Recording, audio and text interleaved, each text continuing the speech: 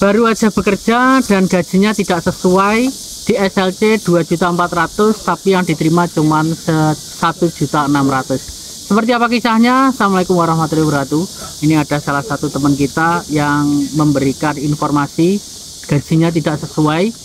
Jadi bisa dilihat di samping. Assalamualaikum Mas Wahono, mau tanya kalau gaji kita nggak sesuai sama SLC gimana ya Mas? Di SLC 2,4 sekian tapi aku digaji cuma 1,6.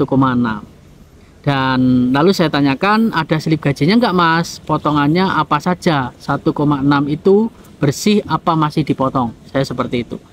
Ceritanya tadi itu aku pas di kapal, ternyata nih teman fishing, kaki saya terkilir dan nggak bisa lanjutin kerja. Dan sesampai di rumah Sajang marah-marah dan katanya aku nggak bisa kerja. Dan aku mulai kerja tanggal 26 bulan kemarin. Bulan Juli mungkin ya. Ini saya rasa udah agak lama, bulan Juni kalau nggak bulan 6, karena saya baru temukan fotonya lagi, screenshot saya, karena saya simpan. Terus tadi Sajang bilang ke aku, kamu nggak bisa kerja, kamu datang malah menjadi makin buruk kondisinya. Jadi nanti saya akan gaji kamu 1,6 gitu. Dan lagi saya agak kurang paham. Bahasanya terus Sajangnya mau ngantar ke Nodongbu. Kalau nggak salah, padahal selama ini saya juga kerja. Juga udah mulai paham dan cepet, tapi masih aja yang disalah-salahin aku. Tapi aku nggak tahu maksudnya gimana pas Sajangnya bilang soal Nodongbu Mas. Jadi solusinya gimana? Soal gaji itu apa aku hanya bisa pasrah terima 1,6 saja? Saya bingung Mas, nggak tahu harus gimana. Ini biasanya terjadi antara tidak kecocokan antara Sajang. Dan mungkin menurut Sajang itu kerja kita tidak baik. Padahal apa yang kita lakukan sudah sepenuh hati ataupun benar menurut kita, tapi menurut Sajang tidak benar. Dan kalau memang digaji 1,6, ini dikasih surat pindah itu enggak apa-apa Mas ya, enggak apa-apa kalau dikasih surat pindah. Tapi kalau dikasih 1,6 lalu disuruh keluar itu jangan, karena itu berbahaya, karena bisa bulbob ya, bisa swasta.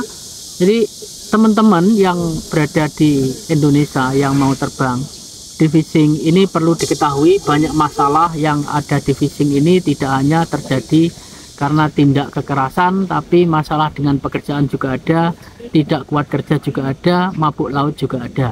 Jadi diwaspadai jika punya masalah seperti ini, jangan sungkan-sungkan untuk datang ke shelter atau Nodongbu untuk melaporkan ataupun minta solusi ya, minta solusi. Saya hanya bisa mengarahkan kalau teman-teman mendapatkan masalah seperti ini bisa datang ke shelter, atau kalau nggak punya nomor shelter nanti saya kasih tahu nomornya. Dan jangan takut kalau kalian tidak salah. Dan sekali lagi jangan melakukan tindak kekerasan. Meskipun Sajangmu melakukan pemukulan, kamu jangan membalas. Ini harus diwaspadai ketika teman-teman itu usianya masih muda. Takutnya nanti darah muda itu kan gampang marah ya, mudah sensitif, mudah marah. Itu harus dikontrol supaya tidak ada kekerasan dalam pekerjaan. Mungkin itu saja. Jadi teman-teman, masalah di Korea itu banyak sebenarnya. Saya sempat di calling sama KP2MI menanyakan masalah-masalah di Korea itu apa, sudah saya berikan. Nanti insya Allah ke depan saya akan beritahu ke teman-teman masalah yang ada di Korea itu apa saja. Mungkin teman-teman kalau yang tahu, lebih tahu masalah di Korea itu tentang fishing, monggo silahkan datang di kolom komentar.